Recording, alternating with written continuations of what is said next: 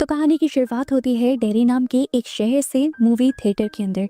Theatre का attendant दिखता है कि एक छोटा बच्चा मैडी चुपके से थिएटर के अंदर चला गया है। मैडी को भी ये बात पता चल जाती है कि अटेंडेंट ने उसे देख लिया है, इसीलिए मैडी थिएटर की लॉबी में जा छुपता है। और इसी टाइम वो सुनता है कि अटेंडेंट अपनी बेटी रॉनी से उसी के बारे में पूछ रहा था कि क्या तुमने मैडी को देखा। रॉनी नाम की लड़की मैडी को स्टैंड के पीछे खड़ा हुआ देख भी लेती है, मगर मैडी को बचाने के लिए अपने डैड से झूठ बोल देती है कि वो शायद दूसरी तरफ गया है। मैडी को इस बहाने से वहाँ से भागने का मौका मिल जाता है, जिसके बाद हम देखते हैं कि मैडी अब शहर से बाहर जाने वाली सड़क पर था। वो इतना आगे निकल गया था कि शहर तो उसने क्रॉस कर ही लिया था। तभी अचानक उसके पास आकर एक गाड़ी रुकती है जिसमें एक फैमिली बैठी हुई थी। गाड़ी में से लेडी मैडी से पूछती है कि क्या आपको लिफ्ट चाहिए। वो आदमी भी शायद ऐसे मैडी को सड़क पर देखकर परेशान था। वो कहता है, आओ मैं तुम्हें तुम्हारे पेरेंट्स के घर छोड़ देता हूँ। मैडी चुप कर पिछली सीट पर बैठ जाता है और कहता है कि मुझे अपने पेरेंट्स के घर नहीं जाना, यहाँ तक कि मुझे तो डेरी शहर में भी वापस नहीं जाना। इसके अलावा आप लोग मुझे कहीं भी ले जाएं। वो लेडी कहती है, अरे फिर तो तुम बहुत लकी हो, हम भी पोर्टलैंड जा रहे हैं, तुम्हें भी वहीं ले जाते हैं। इस टाइम मैडी उस कपल के बच्चों के दरमियान में बैठा हुआ था। यहाँ पर काफी अजीब सा माहौल था। उस कपल की बेटी अचानक से एक प्लास्टिक का डब्बा खोलती है जिसके अंदर एक लिवर था किसी जानवर का।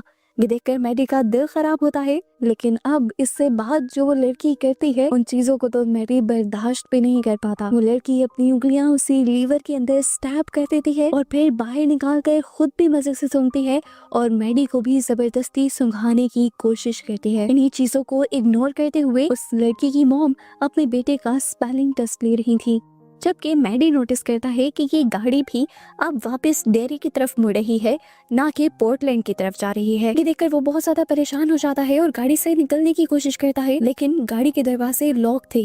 वो उस आदमी को गाड़ी रोकने को भी कहता है, लेकिन जब वो आदमी बात नहीं सुनता तो खुद गाड़ी रोकने के लिए वो स्टीयरिंग को भी अपने हाथ में लेने की कोशिश करता है, लेकिन ये लोग उसे दोबारा पीछे कर बिठा देते हैं। और अब यहाँ पर वो बच्चा अजीबो गरीब चीजों के स्पेलिंग सुनाने लगता है, जिस तरह डेथ के, मर्डर के, और इन चीजों से मैडी और भी ज्यादा डर जाता है। फिर उसी टाइम हम देखते हैं कि वो औरत भी प्रेग्नेंट थी असल में, और अचानक ही उसे बहुत ही भयानक दर्द शुरू हो जाता है। और फिर हम देखते हैं कि उसके जिस्म को फाड़ते हुए उसके पेट के अंदर से एक बच्चा नहीं बल्कि एक बहुत ही भयानक क्रिएचर निकलती है।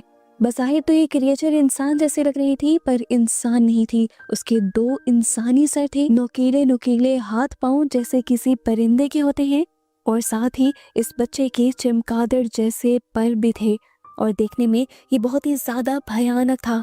पैदा होते ही वो उड़ना शुरू कर देता है, और जब वो औरत उसे पकड़ने की कोशिश करती है तो वो क्रिएचर भागने की कोशिश करता है और गाड़ी के पिछले शीशे से टकरा जाता है। बेचारा मैडी डर के मारे अपना पेसिफायर मुंह में डालता है और कानों पर हाथ रख लेता है। यहाँ जो सब कुछ हो रहा था उसे देखने की उसमें बिल्कुल हिम्मत नहीं थी। एकदम से सीन बदलता है और इसी गाड़ी को हम बाहर से देखते हैं। गाड़ी की विंडो का शीशा टूटता है और उसके अंदर से मैडी का पेसिफायर निकलकर बाहर गिर जाता है। वही पेसिफायर अब पानी में तैरते हुए टाइटल कार्ड के नीचे से गुजरता है और हमें सीजन का टाइटल कार्ड इट दिखाया जाता है। और फाइनली सीन यहाँ से कट हो जाता है और मेन सीजन स्टार्ट हो जाता है। अब हमें 4 महीने बाद के सीन्स दिखाए जा रहे हैं। हमें कुछ नए कैरेक्टर्स दिखाए जाते हैं और साथ ही डेरी का बेस दिखाया जाता है। एक लड़का फिर बाइनोकुलर से देख रहा है कि डेरी एयरफोर्स बेस पर एक जहाज उतरा है। इसी प्लेन के अंदर से हम मेजर लेरॉय और कैप्टन पॉली रोसो को निकलते हुए देखते हैं। उनको बताया जाता है कि उनकी ये एयरबेस सुवेद बेस से सिर्फ 7 घंटे की दूरी पर है, जिसका मतलब है कि ये पहली लाइन ऑफ डिफेंस है और यहाँ की हिफाजत बहुत ज्यादा जरूरी है। ये लोग यहाँ पर एक स्पेशल प्रोजेक्ट के बारे में बात करते हैं और इनकी बातों से हमें फील होता है कि यहाँ पर कुछ तो अब नॉर्मल है। सीन कट होकर अब हमें लोकल हाई स्कूल दिखाया जाता है और वहाँ पर हमें एक बच्ची लिली को दिखाया जाता है। लिली के लिए स्कूल का माहौल बहुत ही ज्यादा अजीब है, क्योंकि उसे बच्चे बहुत ज्यादा बुली करते हैं। यहाँ तक कि जब वो कॉरिडोर से भी गुजरती है तो बच्चे उसे अजीब नजरों से देखते हैं। लिली अपना लॉकर खोलती है तो देखती है कि वहाँ पर बहुत सारे पिकल के जार्स रखे हुए हैं। उन्हीं में से एक जार को धागे के साथ उसके लॉक से बांधा गया था। लॉकर का दरवाजा खुलने पर वो जार नीचे गिर जाता है और सभी लोग उस पर बहुत ज्यादा हंसते हैं। और यहाँ पर लिली की दोस्त बाकी सब लोगों को उसे बुली करने के लिए डांटती भी है। दूसरी तरफ इस स्कूल में फिल और टेडी जो पहले एयरबेस के ऊपर नजर रख रहे थे, ये लोग एलियंस के बारे में बातें कर रहे होते हैं। फिल को एलियंस पर यकीन था और फिल को इस बात पर भी यकीन था कि एलियन बेस में कुछ तो गड़बड़ी चल रही है, वहाँ पर कुछ नॉर्मल नहीं लग रहा। वहाँ पर ये लोग जब भी देखते हैं तो कुछ ना कुछ अब नॉर्मल फीलिंग आती है। फिल को लग रहा है कि मिलिट्री बेस वाले कुछ ना कुछ छुपा रहे हैं। उसे तो ये भी लग रहा था कि वर्ल्ड वॉर 3 भी होने वाली है, इसलिए उसे टेस्ट की तैयारी भी नहीं करनी चाहिए। नेक्स्ट सीन में हमें दोबारा एयरबेस का सीन दिखाया जाता है, जहाँ पर मेजर लेरॉय को उनके बहुत से जूनियर्स नीचा दिखाने की कोशिश करते हैं क्योंकि वो ब्लैक कम्युनिटी से थे। तभी यहाँ पर जनरल शॉ जाते हैं और सभी जूनियर्स को उनकी गलती का एहसास दिलवाते हैं। दूसरी तरफ हमें दोबारा फिल और उसके दोस्त को दिखाया जाता है, जो अब पढ़ते पढ़ते दोबारा मैडी के बारे में बात करना शुरू हो गए थे। आज 4 महीने गुजर गए थे, लेकिन ना तो आज तक मैडी का पता चला था और ना ही पुलिस उसकी डेड बॉडी ढूंढ पाई थी। पुलिस का ये मानना था कि मैडी कहीं पर भाग कर छुप चुका है। डैडी फिल से कहता है कि सब हमारी गलती थी, वो हमारी वजह से नाराज होकर घर से निकला था। उसकी मॉम ने हमें उसकी बर्थडे में जाने के लिए कैंडीज भी दी थी, पर उसके बावजूद हम उसकी बर्थडे भूल गए थे। फिल उसे कहता है अब पुरानी बातें याद करके मैडी दोबारा जिंदा तो नहीं हो सकता ना, तो मुझे लगता है कि हमें ये टॉपिक छोड़ देना चाहिए। खैर सीन कट होता है और नेक्स्ट सीन में हम लिली को बाथरूम में खड़ा हुआ देखते हैं। वो अपने ब्रेसलेट के एक चार्म को दिखती है और उसे वो वक्त याद आता है जब मैडी ने उसे टॉवर के व्यूइंग डेक पर बुलाया था। वैसे तो ये जगह सदियों से खाली पड़ी थी, पर फिल, टेडी और उनके दोस्त मैडी ने इस जगह को अपना खुफिया ठिकाना बनाया हुआ था। एक दिन मैडी भी लिली को वहाँ पर लेकर गया और उसने लिली को वहाँ एक टर्टल चार्म दिया और लिली से कहा कि किसी को मत बताना कि मैं तुम्हें यहाँ लेकर आया था। प्रेजेंट में हम देखते हैं कि लिली अभी भी उन्हीं यादों में खोई हुई थी कि तभी उसकी मॉम आकर उसे कहते हैं कि तुम कल के लिए तैयारी कर लो, हमें तुम्हारे डैड की ग्रेव पर जाना है। लिली के डैड को मरे आज पूरा 1 साल हो गया है। लिली वहाँ नहीं जाना चाहती। तब उसकी मॉम उससे कहती है कि तुम्हें बहादुर बनना होगा, सिर्फ तुम ही इस दुनिया में अकेले दुखी नहीं हो। बहुत से लोगों को बहुत बड़े बड़े दुख है, लेकिन वो अपनी लाइफ को नॉर्मल जीते हैं। लिली की मॉम के जाने के बाद लिली बाथटब भरने के लिए नल खोलती है तो अचानक उसे ड्रेन के अंदर से मैडी की आवाज सुनाई देती है। वो वही गाना गा रहा था जो इस सीजन के स्टार्ट में सुनाई दे रहा था। ये आवाज पहले तो लिली को डरा देती है, लेकिन फिर लिली को लगता है कि मैडी सीवर में फंस गया है। लिली चिल्लाती है मैडी मैडी और उसे घर आने को भी कहते हैं। तब मैडी जवाब में कहता है कि वो लोग मुझे घर आने नहीं दे रहे। ये सुनकर लिली कंफ्यूज हो जाती है और अचानक हम देखते हैं कि ड्रेन से कुछ खून में भरी हुई उंगलियां बाहर निकलती हैं और इस सब को देखकर लिली बहुत ज्यादा डर जाती है। सीन कट होता है और हम अगले दिन लिली को स्कूल में देखते हैं तो अपनी फ्रेंड को ये सब कुछ बताती है कि किस तरह उसे ड्रेन में से मैडी की आवाज सुनाई दी थी और फिर उसने खून से भरी हुई उंगलियां भी देखी। उसकी फ्रेंड मार्ज को यकीन नहीं आता, पर क्योंकि वो लिली की पुरानी दोस्त थी और जानती थी कि लिली कभी झूठ नहीं बोलती, इसीलिए उसे भरोसा करना पड़ता है। इस टाइम मार्ज लिली को समझाती है कि तुम किसी और से ये बात मत शेयर करना, वरना लोग तुम्हें बेवकूफ समझेंगे। वैसे भी तुम्हारे बारे में पहले भी स्कूल में बहुत सारे रूमर्स हैं, लोग तुम्हें साइको समझते हैं। तुम समझ रही हो ना मेरी बात। इस टाइम तो लिली खामोश हो जाती है, लेकिन शाम होते ही लिली फिल और टेडी यानी मैडी के दोस्तों से उसी टॉवर के व्यूइंग डेक पर मिलती है। वो पहले मैडी के मरने के बारे में बात करते हैं और फिर लिली उन्हें कल वाला सब कुछ बता देती है, पर मर्ज की तरह फिल और टेडी भी उसकी बातों पर यकीन नहीं करते। दूसरी तरफ मेजर लेरॉय जनरल शॉ से ऑफिस में मिलते हैं। यहाँ पर इनकी खुफिया बातों से हमें ये सीक्रेट पता चलता है कि लेरॉय को डेरी इसलिए बुलाया गया था ताकि वो अपना कोरियन वॉर वाला काम खत्म कर सके। शॉ चाहते हैं कि लेरॉय आर्मी के नए B-52 जेट का टेस्ट करें और जरूरत पड़ने पर दुश्मन पर हमला करें। दूसरी तरफ हमें टेडी को दिखाया जाता है जो अपनी फैमिली के साथ जब डिनर कर रहा होता है, तभी अचानक वो अपने डैड से सवाल करता है कि क्या कोई बच्चा किडनैप होने के बाद जमीन के नीचे कैद कर रखा जा सकता है। उसकी पूरी फैमिली इस सवाल पर बहुत ज्यादा शौक हो जाती है और उसके डैड उसे ऐसे सवाल करने से मना करते हैं और उसे समझाते हैं कि हमारे बड़े बुजुर्गों ने बहुत बड़े बड़े दुख झेले हैं, उन्होंने हॉलोकॉस्ट भी देखे हैं, यानी बहुत से लोगों को एक ही टाइम पर कत्ल होते देखा है, और तुम्हारा तो बस एक दोस्त गायब हुआ है। तुम ज्यादा दिन तक उसके सदमे में नहीं रह सकते और तुम्हें दोबारा नॉर्मल होना पड़ेगा और अपनी पढ़ाई पर तवज्जो देनी पड़ेगी। टेडी बेचारा खामोश होकर अपने रूम में आ जाता है और कॉमिक बुक पढ़ने लग जाता है। एकदम से उसके पास रखा हुआ लैंप फ्लिकर करने लगता है और फिर उसके बाद बंद हो जाता है। कुछ देर अंधेरे के बाद जब लाइट वापस आती है तो सीन बहुत ही ज्यादा भयानक होता है। टेडी देखता है कि उसके लैंप का शेड बिल्कुल भर चुका है उनके जूइश लीडर्स के कटे हुए चेहरों से। टेडी डर के मारे उस लैंप को टांग मारकर नीचे गिरा देता है और डर के मारे बेड से नीचे उतरकर टेबल के नीचे छुप जाता है। वो लैंप भी अब लड़खड़ाता हुआ उसकी तरफ आ जाता है और अचानक ही लैंप पर बने हुए चेहरे जोर जोर से उससे बातें करने लगते हैं। डर के मारे टेडी अपना चेहरा छुपा लेता है और जोर से चीख मार देता है। दोबारा से लाइट बंद हो जाती है और लैंप वापस घिसटते हुए नाइट स्टैंड पर वापस आ जाता है। इसी टाइम पर उसका भाई इस रूम का दरवाजा खोलता है और टेडी को डर के मारे टेबल के नीचे छुपे हुए देखकर उसे यकीन नहीं आता कि ये उसी का भाई है, क्योंकि टेडी का भाई अपने आप को बहुत ज्यादा बहादुर समझता था। खैर अगले ही दिन टेडी जाकर अपने दोनों दोस्तों से मिलता है, यानी फिल से और लिली से, और उन्हें वो सारी बात बताता है जो रात में उसके साथ हुई थी। इस मर्तबा भी बात करते हुए वो वॉमिट करने लगा था, लेकिन अच्छी बात थी कि इस मर्तबा उसके दोस्त उसकी बातों पर यकीन कर रहे थे। ये तीनों मिलकर फैसला करते हैं कि ये लोग मैडी के केस को खुद इन्वेस्टिगेट करेंगे और मैडी को ढूंढने की कोशिश करेंगे। वो लोग लाइब्रेरी में जाकर अब न्यूज इकट्ठी करने लगते हैं और केस से रिलेटेड सभी इंफॉर्मेशन लेने लग जाते हैं।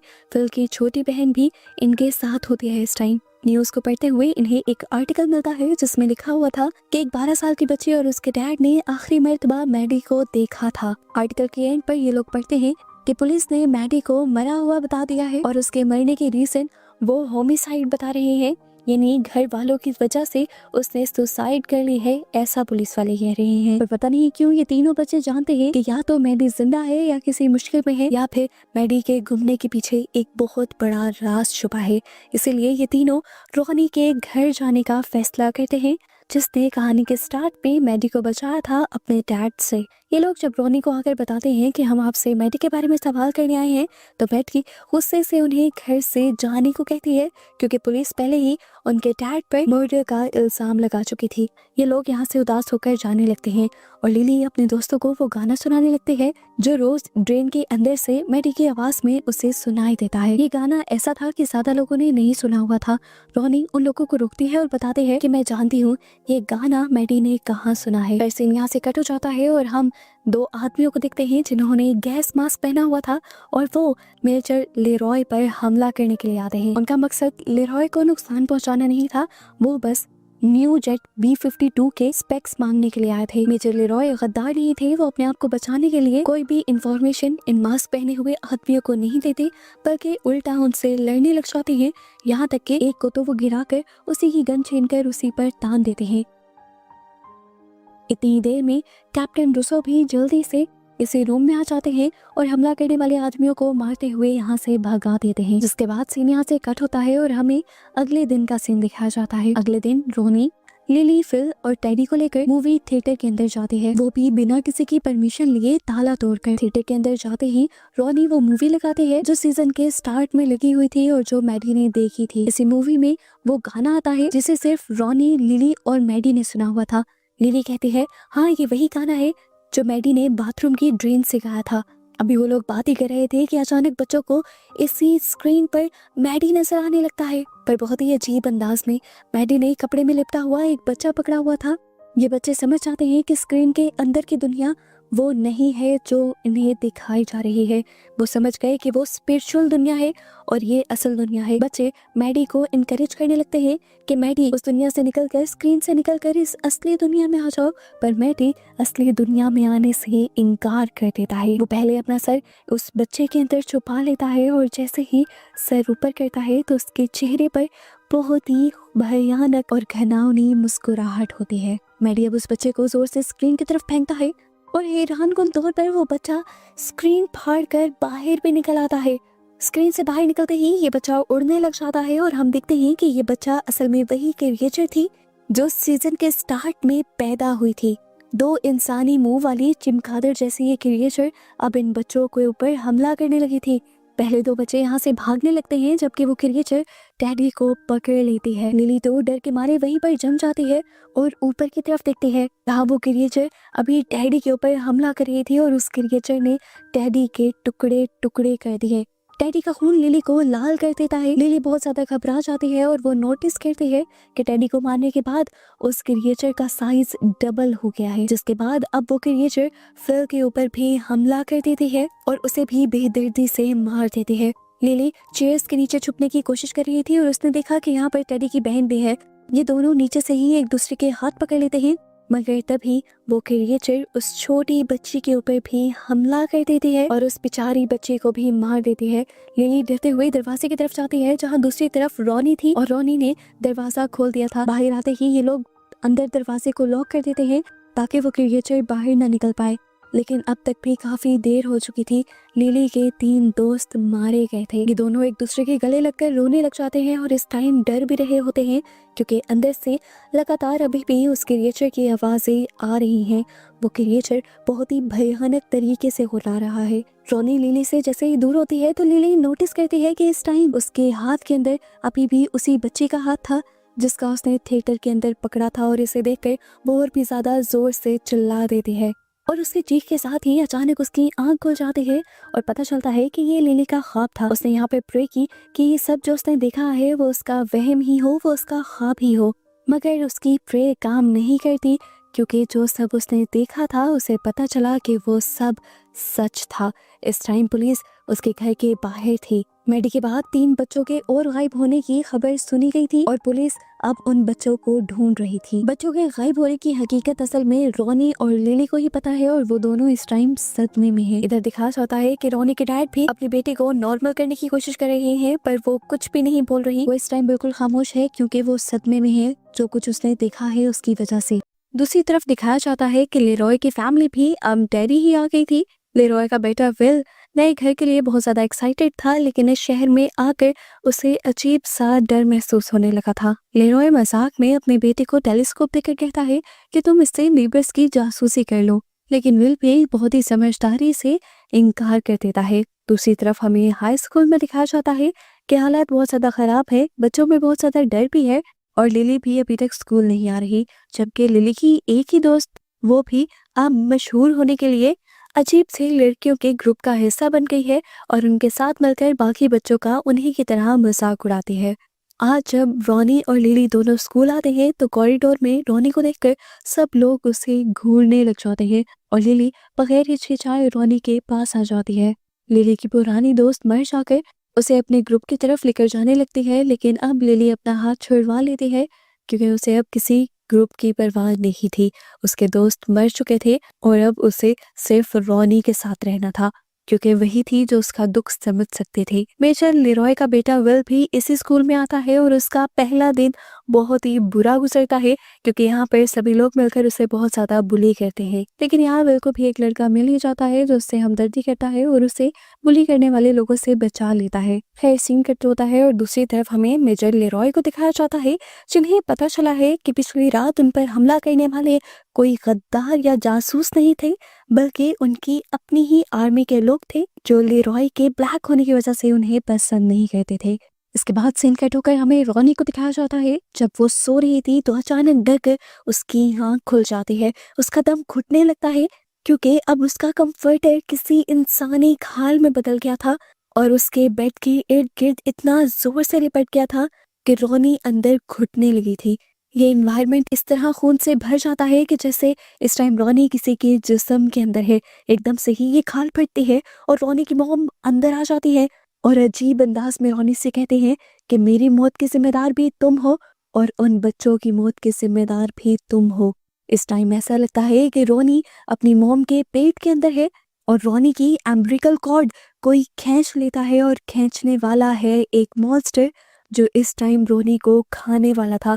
इस भयानक पीली आंखों वाले काले मॉन्स्टर को देखकर रोनी बहुत ज्यादा डर जाती है और जोर से चिल्लाती है और प्रेजेंट में दिखाया जाता है कि वो सब चीजें यहाँ से गायब हो गई थी। उसकी चीख सुनकर उसके डैड यहाँ पर आते हैं और उन्हें लगता है कि रोनी ने एक बुरा ख्वाब देखा है, पर रोनी जानती थी कि यहाँ पर जो कुछ भी हुआ था वो सच में हुआ था और रोनी बहुत ज्यादा डर चुकी थी। सीन कट होकर दूसरी तरफ हमें 3 मिलिट्री ऑफिसर्स को दिखाया जाता है जो पुलिस के साथ मिलकर किसी चीज की इंटेरोगेशन कर रहे थे, पर लोकल पुलिस उन्हें अपनी इस इंटेरोगेशन का हिस्सा नहीं बनाती, उन्हें निकाल देती है। लेकिन उसके बावजूद भी छुपकर ये लोग पुलिस पर नजर रखते हैं और जिस साइट पर पुलिस इंटेरोगेशन के लिए खुदाई कर रही थी काफी देर तक छुपकर वहां नजर रखते हैं। लेकिन तभी अचानक एक ऑफिसर की तबीयत खराब होने लगती है, ऐसे जैसे किसी एनर्जी ने उनके ऊपर कोई असर कर दिया था। यहाँ एक ट्विस्ट रिवील होता है कि पुलिस और मिलिट्री डेरी शहर को इसीलिए इम्पोर्टेंट समझ रही है क्योंकि हमेशा से जंग के वक्तों में डेरी शहर का इम्पोर्टेंट रोल रहा है। और अब पुलिस और फौज दोनों को लगता है कि शहर के नीचे कोई ऐसी एनर्जी या ताकत है जो उन्हें नुकसान पहुंचा रही है या पहुंचा सकती है, और उसी के लिए ये सब मिलकर इंटेरोगेशन कर रही है। यहाँ तक कि जगह जगह डेरी में खुदाई भी चल रही है। दूसरी तरफ हमें दिखाया जाता है कि रॉनी और लिली दोबारा स्कूल में मिलते हैं और एक दूसरे से अपने दोस्तों के मरने के बारे में बात करते हैं। पुलिस अभी भी उनके दोस्तों के लिए इन्वेस्टिगेशन कर रही थी पर उनको कोई सुराग नहीं मिल रहा था। रॉनी लिली से कहती है कि तुम्हें पुलिस को सब बता देना चाहिए, पर लिली कहती है रॉनी मेरी बात समझने की कोशिश करो, मैं ऐसा नहीं कर सकती।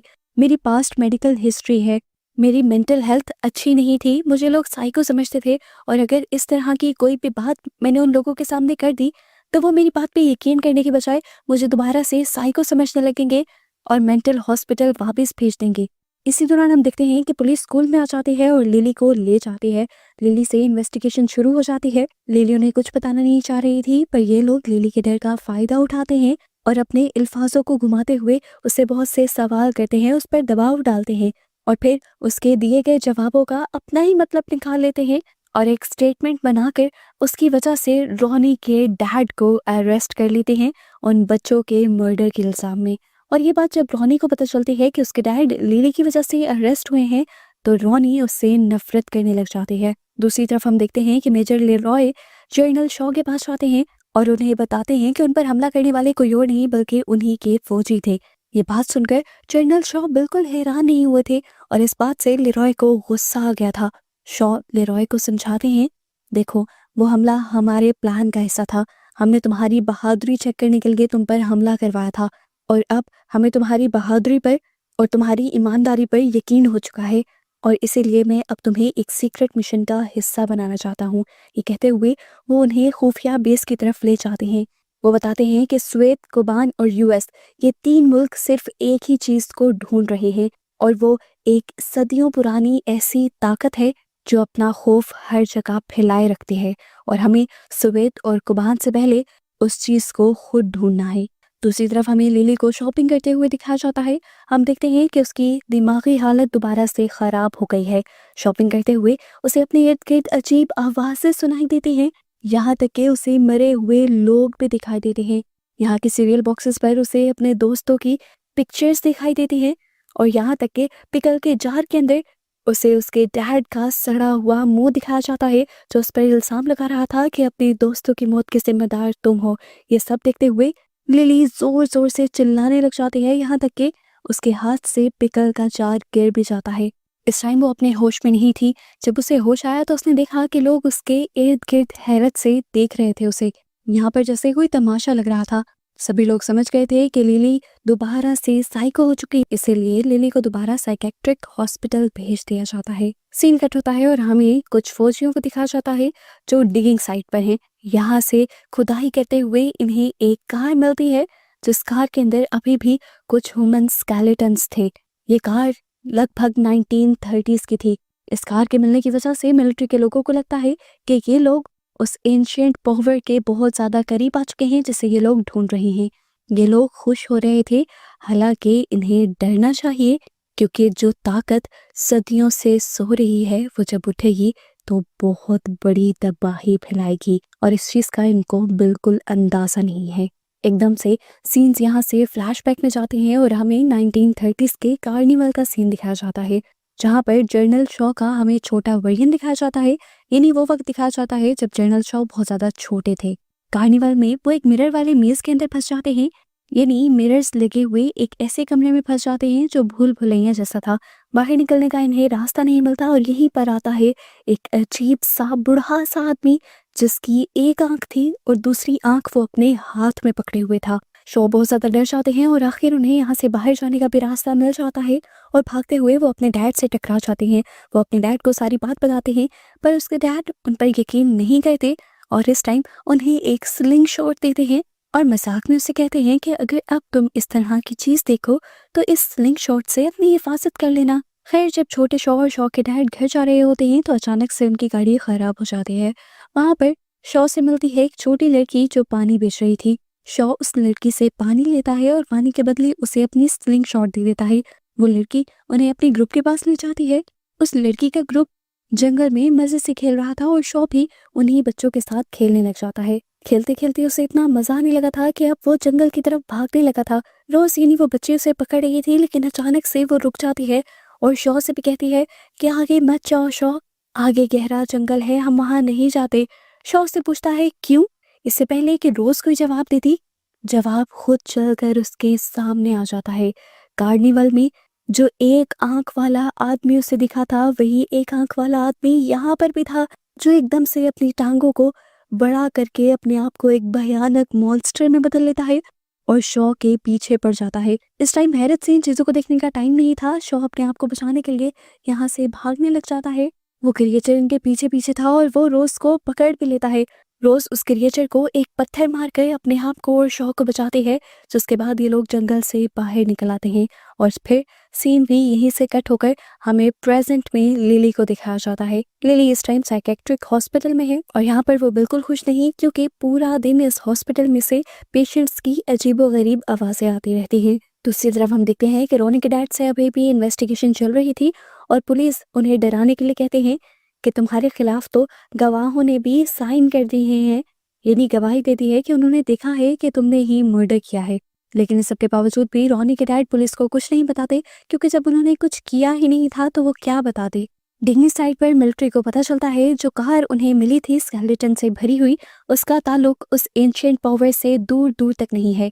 जनरल शॉ को हर हाल में उस पावर को ढूंढना था। इसके लिए डिक हरमन उन्हें मशवरा देते हैं कि हमें ठीक उस जगह के ऊपर जाकर इन्वेस्टिगेशन करनी चाहिए जहां से हमें फील हो रहा है कि वो ताकत निकलेगी और निकल रही है। शॉ भी इस काम के लिए उन्हें परमिशन दे देते हैं और एक हेलीकॉप्टर भी देते हैं। इसीलिए डिक लेरॉय और रोसो के साथ इन्वेस्टिगेशन करने के लिए निकल जाते हैं। डिक के हाथ में इस टाइम वही सालों पुरानी वाली स्लिंग शॉट है जो हमने 1930s के अंदर शॉ के हाथ में देखी थी। उसे टच करने पर डिक को बहुत ही पुराने विजन्स आते हैं। वो किसी ट्रांस में चला जाता है। उसे लगता है कि वो इस टाइम एक हेलीकॉप्टर के अंदर नहीं है, बल्कि एक सीवर के अंदर है और उसे इसी सीवर के अंदर पेनीवाइज का सर्कस वैगन नजर आता है। जैसे ही वैगन का पर्दा गिरता है तो डिक को वहां पर चमचमाती हुई आंखें और एक लाशों का बहुत बड़ा ढेर नजर आता है और इसी ढेर के अंदर एक लटकी हुई उसकी ग्रैंड माँ की भी लाश थी और वो अब अजीब सी एंटिटी में बदलती हुई उनसे पूछती हैं, तुम कौन हो। डिक अपनी तरफ से तो वहां से भागने की कोशिश करता है, लेकिन इसी ट्रांस में गलती से वो असली दुनिया में हेलीकॉप्टर का पिछला दरवाजा खोल देता है। लेरॉय आखिरी वक्त में डिक को पकड़ लेता है, वरना वो नीचे गिर जाता। अपना मिशन पूरा करने के बाद डिक जब शॉ के पास आता है तो वो शॉ को कहता है कि हम उस चीज को नहीं खोदेंगे और हमें डिगिंग बंद कर देनी चाहिए, क्योंकि वो ताकत बहुत ही ज्यादा खतरनाक है। उस ताकत के ऊपर होने पर उस ताकत ने पूरी तरह मेरे माइंड पर कब्जा कर लिया था और मैं मरते मरते बचा हूँ। डिक शॉ को वार्न करता है कि अगर उन्होंने उस सोर्स को खोद कर बाहर निकाल लिया तो यहाँ पर बहुत बड़ी तबाही हो सकती है, पर शॉ कोई बात मानने वाले थे। सीन कट होकर हमें दोबारा स्कूल के बच्चों को दिखाया जाता है। पता चला है कि लिली स्कूल वापस आ चुकी है और वो रोनी से माफी भी मांगती है और उसे प्रॉमिस भी करती है कि वो पुलिस को सब सच बता देगी और उसके डैड को बाहर निकलवा लेगी। और इस काम में वो लेरॉय के बेटे विल की भी हेल्प मांगते हैं।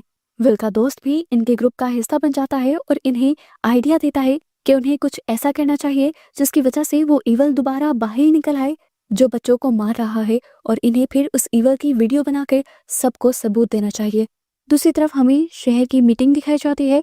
मिलिट्री वाले शहर वालों से बात करना चाहते हैं और यहीं पर हम बूढ़ी रोज को देखते हैं जो अपने बेटे को कहती है कि तुम पुलिस वालों को उस ताकत के बारे में कुछ भी नहीं बताओगे। कुछ देर बाद हम देखते हैं कि शॉ 50 साल बाद रोज के पास जाता है, क्योंकि रोज ने उनके शहर में डिगिंग करने की परमिशन नहीं दी थी। रोज नहीं चाहती थी कि वो ईमल एनर्जी बाहर निकल आए, पर शॉ से झूठ बोलता है कि वो सिर्फ पेनी के पाइप्स के लिए वहां पर जगह साफ कर रही हैं और उसे एक कंसेंट पेपर साइन कर देना चाहिए। रोज इस शर्त पर मान जाती है कि वो डिग करने वाले लोगों को बताएगी कि कौन सी जगह को नहीं खोदना। दूसरी तरफ हम मिलिट्री ऑफिसर डिक को देखते हैं जो अपने कलीग लेरॉय के घर जाते हैं। यहाँ उन्हें लंच करते हुए बहुत मजा आता है और वो साथ ही लेरॉय को एक शॉक कर देने वाली बात ये भी बताते हैं कि उनके पास थर्ड आई पावर है, यानी वो ऐसी चीजों को भी देख सकते हैं जो नॉर्मल इंसान नहीं देख सकते। और कुछ इंसान तो उन चीजों के इस दुनिया में होने पर बिलीव भी नहीं करते, जैसे सोल्स और एंटिटीज। दूसरी तरफ अब हमें उन चारों बच्चों को दिखाया जाता है जो अपने प्लान पर काम कर रहे थे और रोनी के डैड को बचाने के लिए सबूत इकट्ठे कर रहे थे। इन्हें पता था कि यहाँ पर कोई तो इवल एनर्जी है जो उन बच्चों को गायब कर रही है। उसी इवल एनर्जी को इन्होंने बुलाना था, इसीलिए ये लोग ग्रेवयार्ड के अंदर कैंडल्स जलाकर बैठ जाते हैं। रिच कुछ इंचेंटिंग्स करने लग जाता है, यानी कुछ होली वर्सेस पढ़ने लग जाता है। लेकिन पहले पहले यहाँ पर कुछ भी नहीं होता। रोनी को लगता है कि ये सब तमाशा है, इसीलिए वो लिली को लेकर जैसे ही यहाँ से जाने लगती है तो तब रिवील होता है यहाँ का असली सच। यहाँ की नेगेटिव पावर्स उन्हें घेर लेती हैं, उनके दिमागों पर कब्जा कर लेती हैं और वो जहाँ से बाहर निकलने की कोशिश कर रहे थे, वो जंगल से बाहर निकलने का रास्ता एकदम से एक पोर्टल में बदल जाता है। ये लोग जितना उस पोर्टल के अंदर जाने के लिए साइकिल चलाते हैं उतना ही उससे दूर जाते रहते हैं और इसी पोर्टल के अंदर इन्हें अपने मरे हुए तीनों दोस्त लटके हुए नजर आते हैं। एकदम से यहाँ की जमीन फटने लगती है। ये लोग बहुत ज्यादा पैनिक हो जाते हैं और यहाँ से भागने की कोशिश करते हैं, लेकिन लिली फिर भी अपने आप पर काबू पाते हुए इन सारी चीजों की पिक्चर्स बना लेती है ताकि वो सबूत इकट्ठा कर पाए। विल इस टाइम इन सब लोगों से अलग हो जाता है और किसी ट्रांस में एक पुरानी बिल्डिंग की तरफ खींचा चला जाता है। विल उस बिल्डिंग के अंदर चला जाता है और विल को वहां पर एक बहुत ही भयानक बूढ़ा और पीला हाथ नजर आता है। विल उसकी पिक्चर लेता है और इस बिल्डिंग के बाहर खड़े हुए पूरे ग्रुप को अंदर से बस लाइट फ्लिकर होती नजर आती है। इन्हें लगा था कि इनके बाकी दोस्तों की तरह विल भी चला गया, लेकिन किस्मत से विल वापस लौट आता है और इनकी जान में जान आती है। ये लोग अब अपनी बनाई हुई फोटोज को डेवलप करने के लिए जाते हैं और देखते हैं कि इनमें ज्यादा तो उन्हीं के दोस्तों की सोल्स की पिक्चर थी, लेकिन उनके पीछे एक डार्क शैडो भी था जिसका लंबा कद था और उसकी आंखें चमक रही थी। ये बच्चे सारी पिक्चर्स डेवलप करने के बाद फौरन पुलिस के पास जाते हैं और उन्हें सबूतों के तौर पर पेश करते हैं, लेकिन पुलिस ना ही लिली की किसी कहानी पर एतबार करती, यहाँ तक कि उनके सबूतों को देखने से भी इनकार कर देती है, क्योंकि उनका मानना था कि वैसे तो सोल्स इस दुनिया में होती ही नहीं और अगर होती भी हैं तो नजर नहीं आती।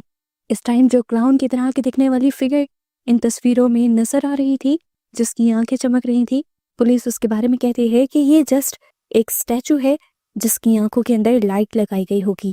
बच्चे बहुत ज्यादा उदास हो जाते हैं और वो समझ पे जाते हैं कि बड़े उनकी बातों पर यकीन नहीं करेंगे। सभी लोग अपने अपने घर आ जाते हैं और सबसे ज्यादा जो उदास था वो विल था।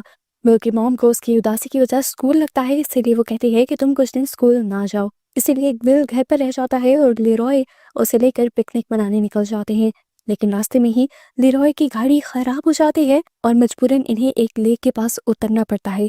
लेरॉय जब अपनी गाड़ी ठीक कर रहे होते हैं तो विल को कोई चीज नदी के करीब ले जाती है और नदी के अंदर उसे वही एंटिटी दिखाई देती है, पर इस मर्तबा उसके डैड की शक्ल में जिसकी आंखें नहीं थी। वो एंटिटी उसे पानी में खींचने लग जाती है और विल जोर जोर से चिल्लाने लग जाता है। लेरॉय अपने बेटे को डूबता हुआ देख लेते हैं और वो फौरन उसे बचाने के लिए आते हैं और उसे उस एंटिटी से खींचकर बाहर भी ले आते हैं। लेरॉय देखते हैं कि उनके बेटे के हाथ पर किसी के पंजों के निशान थे और वो समझ गए कि उसके ऊपर किसी ने हमला किया था।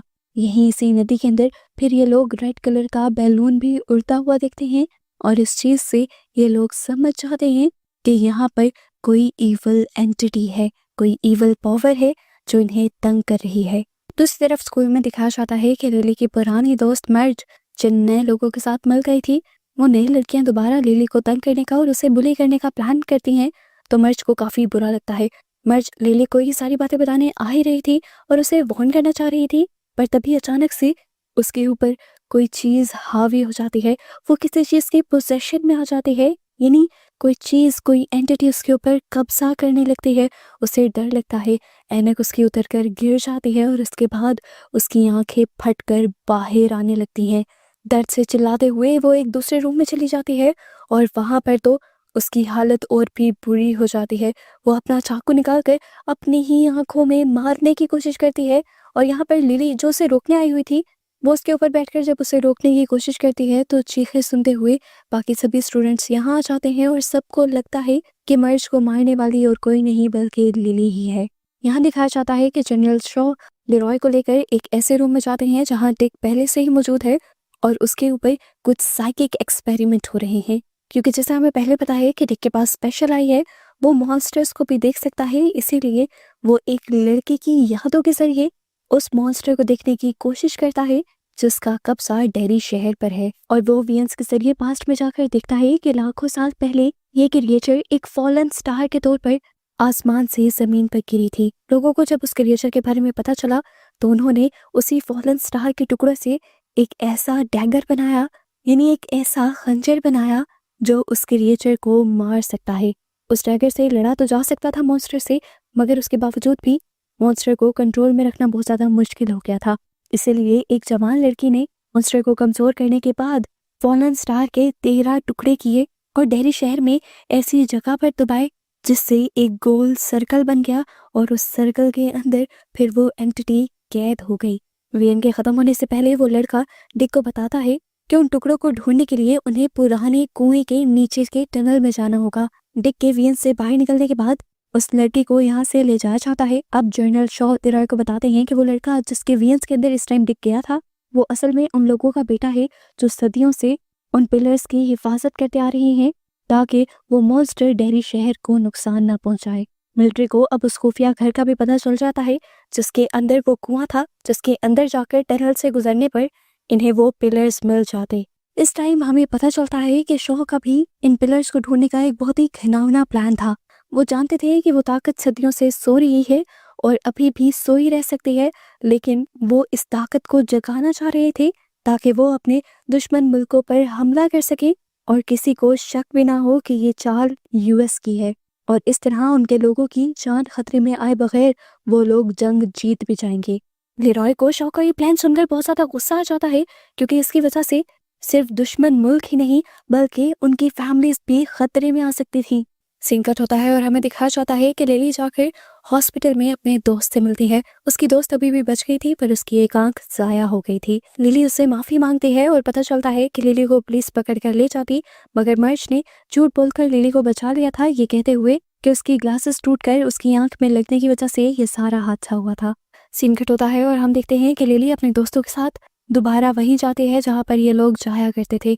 यहाँ पर इन्हें मैडी दिख जाता है जो बहुत ही ज्यादा कमजोर है और डरा हुआ है। वो यहाँ पर इन्हें कहता है कि पेनीवाइज ने यानी उस क्रिएचर ने उसे जानबूझकर जिंदा रखा हुआ है ताकि उसके खौफ के जरिए उसे पावर मिल सके और वो ताकतवर हो सके। मैडी यहाँ पर इन लोगों को बताता है कि फिल यानी उनका दोस्त भी जिंदा है मगर वो बोल या हिल नहीं सकता। मैडी बताता है कि पेनीवाइज यानी वो क्रिएचर दिन के वक्त सोती है, इसी वजह से उसे भागने का मौका मिल गया है। सीन कट होकर हमें शहर का सीन दिखाया जाता है जहाँ पर रोनी की डैड को हथकड़ियां लगाकर बस की तरफ ले जाया जा रहा था। तभी वहां पर अचानक हंगामा शुरू हो जाता है और कोई उस आदमी के ऊपर हमला करने की कोशिश करता है क्योंकि उसे लग रहा था कि उसके बेटे को रोनी के डैड ने मारा है। जिसके बाद सीन यहाँ से कट होता है और दूसरी तरफ जनरल शॉ रोज से मिलते हैं जो शॉ को बताती हैं कि उनको वो पुरानी यादें वापस आ रही हैं जो किसी दवाइयों की वजह से उनकी चली गई थी। वो उन्हें बताती हैं कि मुझे उस क्रिएचर के बारे में बहुत अच्छे से याद है, वो बहुत ही खतरनाक है। मुझे ये पता है कि उसे कंट्रोल तो किया जा सकता है, लेकिन अगर उसका इस्तेमाल हम दूसरों को नुकसान पहुंचाने के लिए करेंगे तब हम लोग ज़रूर खतरे में पड़ेंगे, क्योंकि मैं जानती हूँ फिर उसे कंट्रोल करना मुश्किल हो जाएगा। तुम अगर उसे किसी को बर्बाद करने के लिए इस्तेमाल करोगे तो वो तुम्हें भी बर्बाद कर देगा। खैर रोज मिलिट्री को उसका मकसद पूरा करने के लिए वो डैगर भी दे देते हैं जिसे और कोई नहीं बल्कि रोज का बेटा ही इस्तेमाल कर सकता था, जिसके वीन्स के अंदर जाकर डिक ने सारी हिस्ट्री भी पता चलाई थी। ये लोग अब उस डैगर को लिए उस टनल के अंदर चले जाते हैं और यहाँ से होता है असली खतरनाक सफर शुरू। दूसरी तरफ लिली भी अपने सभी दोस्तों को वहीं इकट्ठा करती है जहाँ पर वो मिलते थे। मैडी भी अब सीवर से निकलकर यहाँ पर वापस आ जाता है और इन सबसे कहता है कि तुम्हें वहाँ सीवर के अंदर बाकी लोगों को बचाने के लिए नहीं जाना चाहिए, पर लिली सब लोगों को मजबूर करती है कि हम सीवर के अंदर जाएंगे और अपने बाकी दोस्तों को भी बचा कर लाएंगे। जाने से पहले लिली सबको अपनी मॉम की एंजाइटी पिल्स देती है ताकि सब लोग अपने ऊपर काबू पा सकें। एक तरफ से तो फौज उस टनल के अंदर जा रही थी, दूसरी तरफ से हम देखते हैं कि ये बच्चे भी इसी टनल के अंदर आ चुके हैं। टनल के अंदर जाते ही पेनीवाइज यानी वो क्रिएचर इन सब बच्चों के सामने इनके डर ले आता है ताकि इनके डर से वो खुद को स्ट्रॉन्ग कर पाए और इन बच्चों को अलग कर दे। ये बच्चे अलग अलग हो भी जाते हैं और इनके वियंस इन्हें डराने लगते हैं। इधर इसी टनल के अंदर डिक को भी अपने बचपन का वियन नजर आने लग जाता है, जो भी पेनीवाइज उसे दिखा रहा था उसे डराने के लिए। इसी तरह बाकी आम सोल्जर्स को भी यहाँ पर अजीबोगरीब वियन आते हैं। वो यहाँ पर एक पीली आंखों वाली क्रिएचर देखते हैं जो बाकी लोगों को मार रही थी। वो उससे डर जाते हैं और उसकी तरफ गोलियां चलाने लगते हैं। रोज का बेटा भी जो इनकी मदद करने आया हुआ था, उसके हाथ से भी उसका डैगर नीचे गिर जाता है और लेरॉय को भी यहाँ पर अपनी वाइफ खड़ी हुई नजर आती है। लेरॉय का माइंड स्ट्रॉन्ग था, वो समझ गया कि ये उसकी वाइफ नहीं है बल्कि उसका एक फॉल्स वर्जन है, उसका शैडो है जो पेनीवाइज उसे दिखा रहा है। इसीलिए वो उसके ऊपर गोली चला देता है और ये सब कुछ यहाँ पर खत्म हो जाता है। बच्चों के सामने भी सारे वियंस खत्म हो जाते हैं और वो बच्चे भी दोबारा इकट्ठे हो जाते हैं और इसी दौरान इन्हें अपने पीछे से अजीब सी सरसराहट सुनाई देती है। ये लोग जब पीछे मुड़ के देखते हैं तो इनको एक बहुत बड़ा शौक लगता है। पानी के अंदर से एक लाश बाहर निकल रही थी जो किसी और की नहीं थी बल्कि मैडी की थी और इस लाश का इतना बुरा हाल हो चुका था कि वो आधी से ज्यादा खाई गई थी। ये देखकर वो सारे डर जाते हैं और समझ जाते हैं कि अब तक जिस मैडी से ये लोग बात कर रहे हैं वो असल में पेनीवाइज ही है, जो मैडी का रूप लेकर इनको डराने के लिए और अपने कब्जे में लेने के लिए आया है। पेनीवाइज भी जब ये सोचता है कि बच्चों को तो हकीकत पता चल रही है तो वो बच्चों के सामने अपनी असलियत में आ जाता है, अपने डरावने पेनीवाइज वाले रूप में आ जाता है। हुलिया तो उसका एक क्लाउन्स वाला था लेकिन दिखने में वो बहुत ही भयानक था और असली शक्ल में आते ही वो बच्चों पर झपट पड़ता है उन्हें मारने के लिए। बच्चे अपनी जान बचाने के लिए यहाँ से निकलने के लिए भागते हैं पर लिली गिर जाती है और पीछे रह जाती है। दूसरी तरफ से लेरॉय और उसके साथियों को भी बच्चों की चीखें सुनाई देती हैं। इसी अंधेरे में लेरॉय को अपना बेटा विल नजर आता है लेकिन लेरॉय इसे अपना वहम समझकर विल के ऊपर भी गोली चला देता है। लेरॉय का साथी जो जानता था कि वो बच्चा असली है, उस बच्चे को बचाने के लिए वो उस बच्चे के सामने आ जाता है और इस तरह विल उस गोली से बच जाता है। जबकि लेरॉय का साथी मरते हुए लेरॉय से कहता है कि तुम उस क्रिएचर को मत छोड़ना। दूसरी तरफ हमें दिखाया जाता है कि लिली के सामने अब पेनीवाइज आ रहा था, उसके डैड का भयानक रूप लेते हुए। वो बार बार शेप शिफ्ट कर रहा था, यानी अपने हुलिये बदल रहा था और लिली को डरा रहा था। पहले तो वो लिली के डैड की शक्ल में आता है, फिर अपना चेहरा म्यूटेट कर लेता है और भयानक बना देता है। आधा चेहरा ऐसे कर देता है कि जैसे उसकी आंखें, नाक सब कुछ टेढ़ा मेढ़ा है। इसे देखकर लिली जब और ज्यादा डर जाती है तो वो अपने हजारों दांत निकालते हुए लिली की तरफ उसे मारने के लिए बढ़ता है, पर अचानक ही रुक जाता है क्योंकि पानी के अंदर वही डैगर चमक रहा था जो उसे मार सकता था, जिससे पेनीवाइज डरता था। लिली भी उस डैगर को देख लेती है और अच्छा मौका समझते हुए उस डैगर को वहां से उठा लेती है। सीन कट होकर हमें दिखाया जाता है कि लेरॉय और उसकी बची हुई टीम अब टनल से वापस आ गई थी और उनका इंटरव्यू लिया जा रहा था। लेरॉय ने सब कुछ बता तो दिया था पर अब वो और इस मिशन का हिस्सा नहीं बनना चाहता था। टनल के अंदर उसने अपने बेटे पर गोली चलाई थी, किस्मत से उसका बेटा तो बच गया लेकिन उसका अच्छा साथी उसकी वजह से अब मारा गया है और वो और ज्यादा अब इस मिशन का हिस्सा नहीं बनना चाहता। वो बस अपनी फैमिली और अपने दोस्तों को बचाना चाहता है। दूसरी तरफ हम दोबारा टनल का सीन देखते हैं। जैसे ही लिली ने वो डैगर उठाया था, पेनीवाइज उसकी चमक देखकर डरते हुए यहाँ से गायब हो गया था। यहाँ पर हमें डिक को भी दिखाया जाता है जो काफी देर से जंगल में फंसा हुआ था, बहुत ही मुश्किल से जंगल से बाहर निकलता है और इस टाइम हम देखते हैं कि वो बहुत ही ज्यादा थका हुआ है। अचानक ही चलते हुए उसके सामने उसका कलीग आ जाता है, वही कलीग जिसे लेरॉय ने मार दिया था। एकदम से डिक नोटिस करता है जो बचपन में उसके ग्रैंडपा और ग्रैंडमा ने उसे बॉक्स दिया था, वो रोशनी के साथ खुल जाता है और पता चलता है कि इसके अंदर वो इवल एनर्जी थी जिससे हमेशा डिक डरता था और जिसकी वजह से डिक के पास थर्ड आई थी। उसके ग्रैंडमा और ग्रैंड मॉम ने उस एनर्जी को इस बॉक्स के अंदर बंद कर दिया था पर अब वो भी खुल गई है। अब सीन कट होता है और हमें पास्ट का 1935 का एक पागल खाने का सीन दिखाया जाता है। यहाँ पर एक नर्स आकर एक बच्ची को उठाती है और उसे एक खुफिया जगह ले जाकर कहती है कि तुम्हें उस रेड बैलून का पीछा करते हुए उसे पकड़ कर लाना है। वो बच्ची जैसे ही बैलून का पीछा करती है तो सामने पेनीवाइज आ जाता है और सीन यहीं से कट हो जाता है।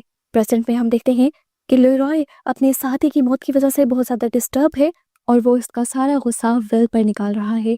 लेरॉय से कहता है कि तुम्हारी वजह से मेरा दोस्त मारा गया है, और उसके जवाब में विल कहता है कि जिस तरह आपने अपने दोस्तों को अकेला छोड़ दिया था, मैं कभी अपने दोस्तों को अकेला नहीं छोड़ूंगा। उसकी बात सुनकर लेरॉय को गुस्सा आ जाता है और वो अपने बेटे विल को थप्पड़ मार देते हैं और विल रोते हुए यहाँ से भाग जाता है। लेरॉय को जिस वक्त अपनी गलती का एहसास होता है, उस वक्त तक विल उनसे बहुत दूर जा चुका था। यहाँ पर हम देखते हैं कि लिली अपने फ्रेंड्स को वो डैगर दिखाती है जिसकी वजह से पेनीवाइज उससे डर कर उसके पास से दूर भाग गया था। लिली सबसे कहती है कि मुझे लगता है कि हमें वापस सीवर के अंदर जाना चाहिए और इस डैगर की मदद से पेनीवाइज को हमेशा के लिए ख़त्म कर देना चाहिए।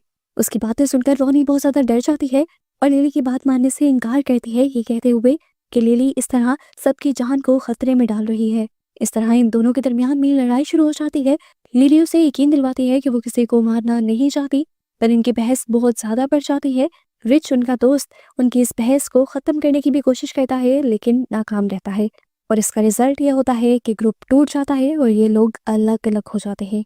दूसरी तरफ हमें डिक को दिखाया जाता है जो उसी पुरानी बिल्डिंग के अंदर गया है जहाँ से उस खुफिया टनल का रास्ता निकलता है, लेकिन अब हम देख रहे हैं कि उसकी मेंटल स्टेट यानी दिमागी हालत ठीक नहीं है। काफ़ी टाइम से वो सोया नहीं है और उसे हर जगह अब मरे हुए लोग नजर आ रहे हैं। यहाँ पर हमें दिखाया जाता है कि लेरॉय दोबारा डिक से मदद मांगने के लिए जाता है उसी खुफिया बिल्डिंग के अंदर, लेकिन अब डिक उसकी मदद करने से इनकार कर देता है और कहता है कि उनकी मदद करने की वजह से उसके साथ बहुत बुरा हो गया है। उसकी थर्ड आई जो उसकी ग्रैंडपा और ग्रैंड मॉम ने बंद कर दी थी, वो थर्ड आई उसकी खुल चुकी है और अब उसे जगह जगह मरे हुए लोग नजर आ रहे हैं और उसे तंग भी कर रहे हैं। सीन कट होकर हमें लिली को दिखाया जाता है जो इस टाइम स्कूल में थी और अकेली बैठी हुई थी। उसके पास अभी भी वो डैगर था और उसे इस टाइम अजीबोगरीब विजन आ रहे थे कि जैसे उसके डेस्क के अंदर से वो मॉन्स्टर निकल रहा है। गुस्से में वो उस डैगर को डेस्क के ऊपर स्टैब कर देती है और जब वो होश में आती है तो देखती है कि सब उसे और से घूर रहे थे। उसे जब कुछ समझ नहीं आता तो वो क्लास से बाहर निकल जाती है। इस सब के बाद ये सारे दोस्त जाकर दोबारा ब्लैक स्पॉट पर मिलते हैं, यानी वहीं पर जहाँ से पेनीवाइज की तरफ जाने का रास्ता था, लेकिन यहाँ लिली नहीं आती क्योंकि लिली इस टाइम अपने ही मिशन पर है। वो असल में पेनीवाइज का सच जानना चाहती है। इस टाइम वो अपनी मॉम के एक पुराने घर में चली जाती है और वहाँ एडिक से उसे कुछ बहुत ही पुरानी पिक्चर्स मिलती हैं और इन पिक्चर्स से उसे एक घिनौनी सच्चाई ये पता चलती है कि इनग्रिड के लिए उसकी अपनी मॉम ही ग्रेवयार्ड में जाकर प्रिविंकल बनकर बच्चों का पीछा करती थी ताकि पेनीवाइज उनके सामने आ सके। ये जानकर लिली टूट जाती है और अपनी मॉम से पूछती है कि आपने ऐसा क्यों किया, तो वो बताती है कि असल में मेरे डैड सर्कस के जोकर थे। जोकर बनकर वो सर्कस में डांस किया करते थे और उनका नाम भी पेनीवाइज था। मैं उनसे बहुत ज्यादा प्यार करती थी, पर फिर एक दिन परफॉर्मेंस के दौरान वो पर्दे के पीछे गए और कभी लौट कर नहीं आए।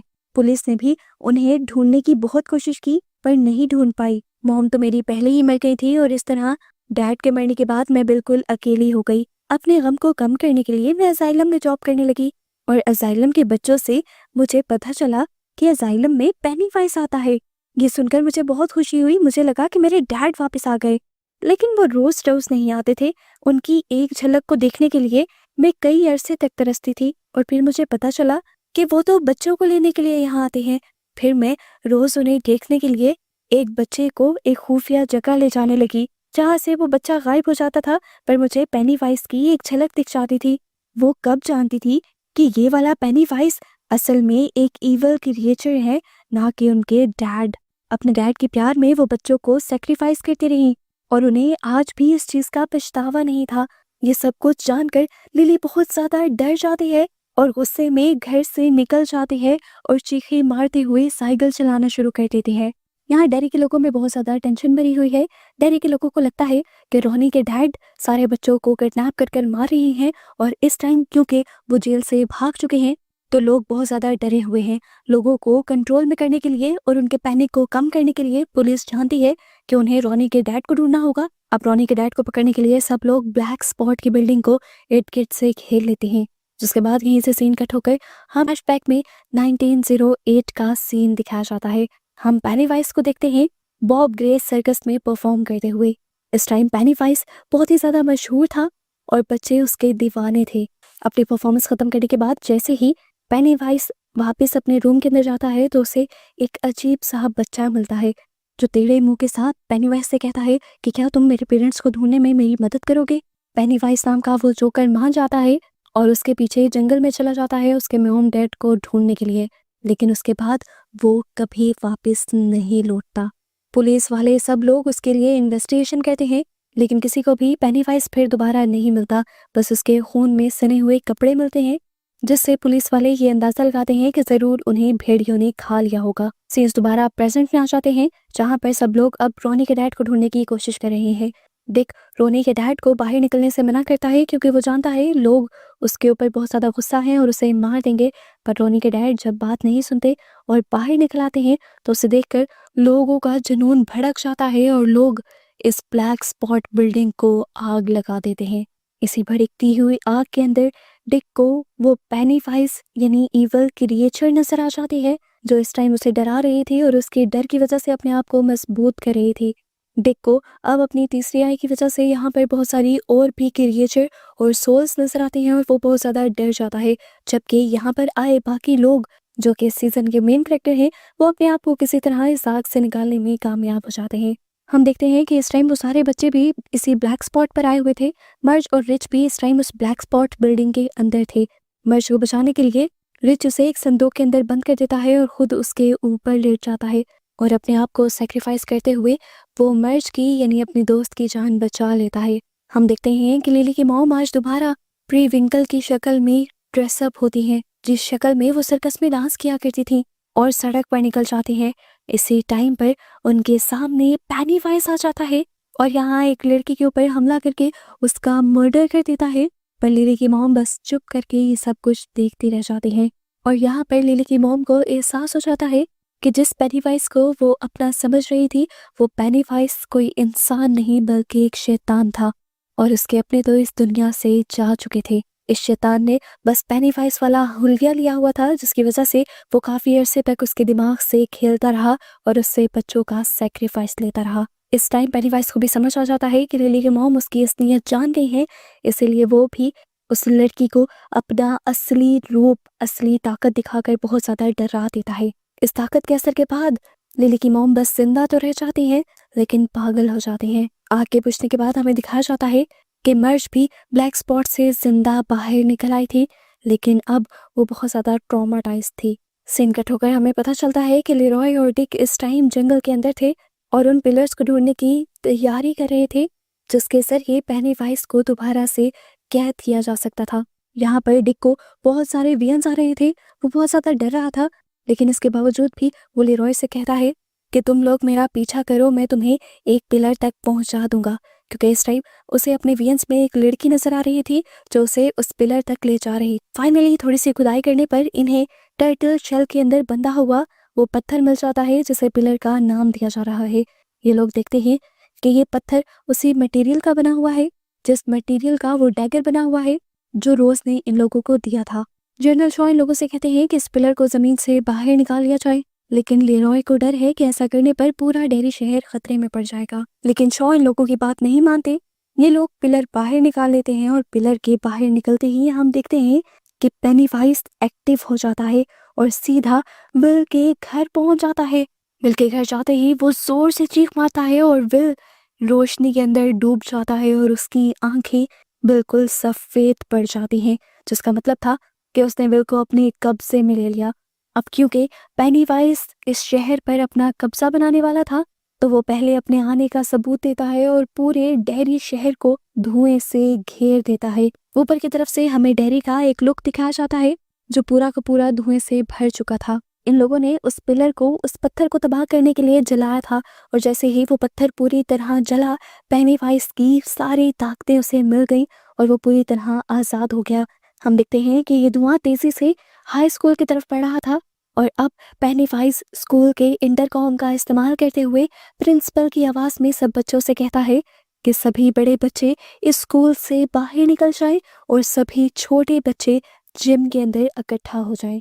इसकी वजह से जिम के अंदर 100 से ज्यादा बच्चे इकट्ठे हो जाते हैं। हम देखते हैं कि अचानक से स्पॉटलाइट प्रिंसिपल के ऊपर गिरती है, पर अब प्रिंसिपल जिंदा नहीं थी। असल में पेनीवाइज प्रिंसिपल को पपेट की तरह चला रहा था। वो प्रिंसिपल को पहले ही मार चुका था। पेनीवाइज अब सारे बच्चों पर अपना जादू कर देता है और बच्चे हवा में तैरने लगते हैं और धुंध में घूमते हुए पेनीवाइज की वैगन की तरफ खींचे चले जाते हैं। यहाँ पर लिली और उसके दोस्तों का सारा ग्रुप इस टाइम अपने स्टैंड पाइप पर था। जिस टाइम उनके करीब वो धुंध पहुंचती है, ये लोग समझ जाते हैं कि कुछ तो गड़बड़ी है। ये लोग वहां से उतरकर शहर की तरफ जाने लगते हैं तो इन्हें अपने दोस्त विल के गायब होने के पोस्टर नजर आते हैं। डरकर ये लोग स्कूल की तरफ भागने लगते हैं और वहां जाकर ये देखते हैं कि पेनीवाइज तो सभी बच्चों को एक टूबा बचाते हुए अपने पीछे पीछे लेकर जा रहा है।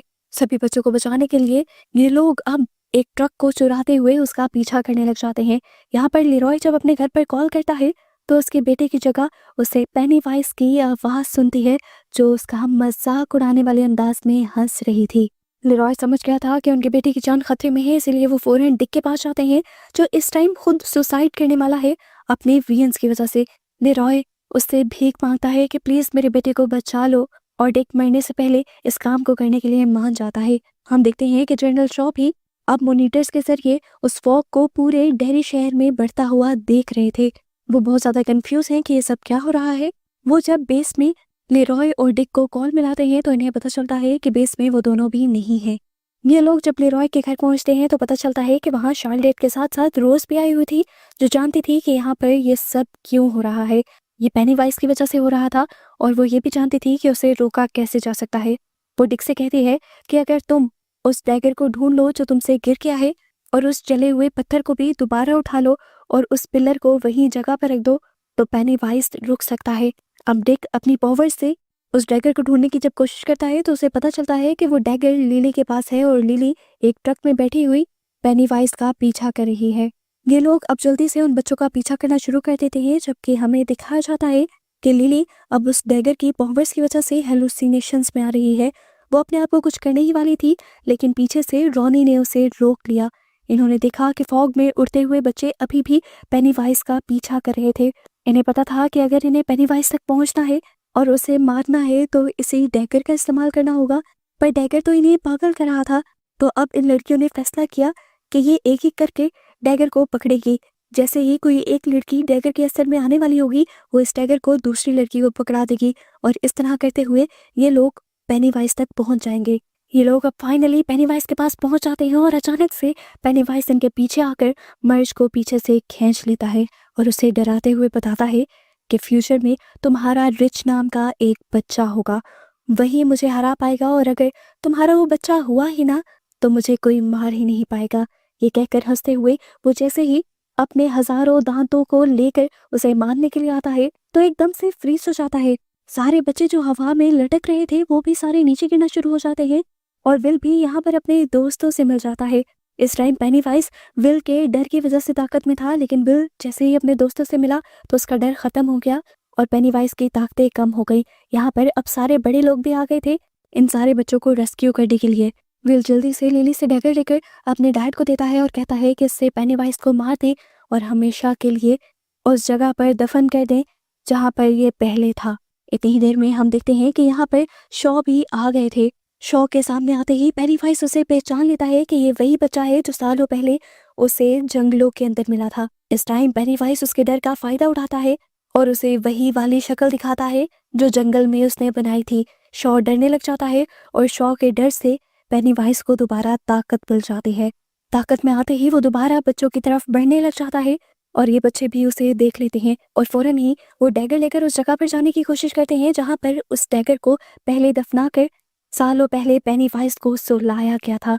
इन बच्चों की ताकत इतनी ज्यादा नहीं थी कि वो इस डैगर को जमीन में दफन कर पाए क्योंकि पेनीवाइज अब इनके पीछे था और इन्हें एक से बढ़कर एक भयानक रूप दिखा रहा था और अपनी आग की गर्मी से इन्हें दर्द भी दे रहा था। इस टाइम पर अपने साथियों की मदद करने के लिए रिच की सोल भी यहाँ पर आ जाते हैं और रिच की मदद से ये लोग फाइनली उस डैगर को जमीन में दबाने में कामयाब हो जाते हैं। वो डैगर पिलर में बदलकर चमकने लग जाता है और उसकी ताकत की वजह से पेनीवाइज जलने लग जाता और उसका जिस्म राख बनकर बिखर जाता है। इस टाइम बच्चे अपने दोस्त की सोल को लास्ट टाइम देखते हैं और बहुत ज्यादा रोते हैं। जितना इन लोगों को पेनीवाइज के मरने की खुशी थी उतना ही रिच के मरने का दुख भी था। सीन कट होकर हमें रिच का फ्यूनरल दिखाया जाता है जहाँ डिक देखता है कि रिच इस वक्त भी अपने मॉम डैड के पीछे था और काफ़ी सुकून में था। डिक जाकर उसके मॉम डैड को बताता है कि रिच बहुत सुकून में है और ये सुनकर उसके मॉम डैड खुश हो जाते हैं। जिंदगियाँ इन सब की दोबारा नॉर्मल होना शुरू हो जाती है। लिली की ज़िंदगी से भी सारे डर ख़त्म हो जाते हैं और वो खुद अब अपनी डैड की ग्रेव पर जाती है। लीरॉय की पूरी फैमिली अब डेरी में ही रुकने का फैसला करती है ताकि वो इस शहर की हिफाजत कर सकें। सीजन के पोस्ट क्रेडिट सीन में हमें 26 साल आगे का सीन दिखाया जाता है। हम लिली की मॉम को देखते हैं जो एक बच्चे को देखते हुए मुस्कुराती है और कहती है कि डेरी में जो भी मरता है वो हमेशा के लिए इस दुनिया से नहीं जाता। उसकी ये बात इशारा थी कि पेनीवाइज हमेशा के लिए मरा नहीं था और वो दोबारा वापस आ सकता था। और आकर वो अब क्या तबाही फैलाएगा, इसी मिस्ट्री के साथ ये सीज़न यहाँ ख़त्म हो जाता है।